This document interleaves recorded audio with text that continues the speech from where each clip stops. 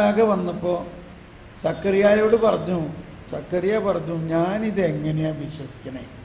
ഞാൻ ഈ പ്രായമായ ആള്, എൻ്റെ ഭാര്യ ഇത്രയും പ്രായമായിരിക്കുമ്പോൾ എനിക്കൊരു കൊച്ചുണ്ടാവുമെന്ന് നീ പറഞ്ഞാൽ എങ്ങനെ ഞാൻ ഈ വിശ്വസിക്കണേ? പുരോഹിതനായിരുന്നിട്ടും അയാൾക്ക് വിശ്വാസം ഉണ്ടായിരുന്നോ? അതുകൊണ്ട് എന്ത് സംഭവിച്ചു? അതുകൊണ്ട് ഗബ്രിയേൽ പറഞ്ഞു, ഞാൻ ദൈവസന്നിധിയിൽ നിന്ന് വരുന്ന ഗബ്രിയേലാണ്. യഥാകാലം പൂർത്തിയാകേണ്ട ഈ സന്ദേശം നീ വിശ്വസിക്കായതുകൊണ്ട് നീ ഊമനായി പോകും. ഇപ്പൊ മനസ്സിലായ എന്തുകൊണ്ടാ ബാക്കിയുള്ളവരൊക്കെ ഊമരായിട്ടിരിക്കണേന്ന്?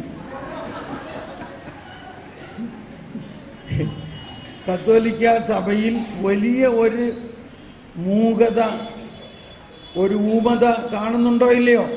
എന്തുകൊണ്ടാ? വിശ്വാസക്കുറവുകൊണ്ടാ.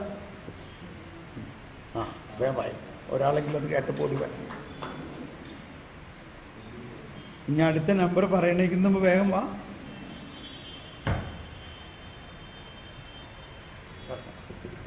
സുവിശേഷം വായിക്കുമ്പോൾ രണ്ടുപേര് എമ്മാവൂസിലേക്ക് പോയ രണ്ട് ശിഷ്യന്മാരെ പറ്റിയേ പറയണ്ടായുള്ളൂ. അത് രണ്ടുപേരും പുരുഷന്മാരാണെന്ന് തന്നെയാണ് വിചാരിച്ചുകൊണ്ടിരുന്നത്, ഇത്ര ദിവസം വിചാരിച്ചുകൊണ്ടിരുന്നത്. ഇന്നാണ് ബ്രദർ പറഞ്ഞത് അത് പുരുഷന്മാരല്ല, ക്ലെയോപ്പാസും ഭാര്യ മറിയം കൂടിയായിരുന്നു. പിന്നെ അത് തന്നെയല്ല, അവർക്ക് വിശുദ്ധ കുർബാന അപ്പം വിഭജിച്ച് കൊടുത്ത ശേഷമാണ് അവരുടെ കണ്ണ്, അവരുടെ മനസ്സ് തുറന്ന് അവർ ദൈവമാണെന്ന് തിരിച്ചറിഞ്ഞത്. അതുപോലെ തന്നെയാണ് നമ്മൾ വിശുദ്ധ കുർബാനയിൽ കർത്താവിനെ നമ്മൾ സ്വീകരിച്ചു കഴിയുമ്പോൾ പിന്നെ നമ്മൾ ഈ കർത്താവിനെ കാണുന്നത് നമ്മുടെ ഉള്ളിലാണ് കർത്താവ് വസിക്കുന്നതെന്നും ഉള്ളിലുള്ള ദൈവത്തോടാണ് കൂടുതൽ പ്രാർത്ഥിക്കേണ്ടതെന്നുള്ള വലിയ ബോധ്യം കിട്ടി. ദൈവത്തിന് സ്തുതി.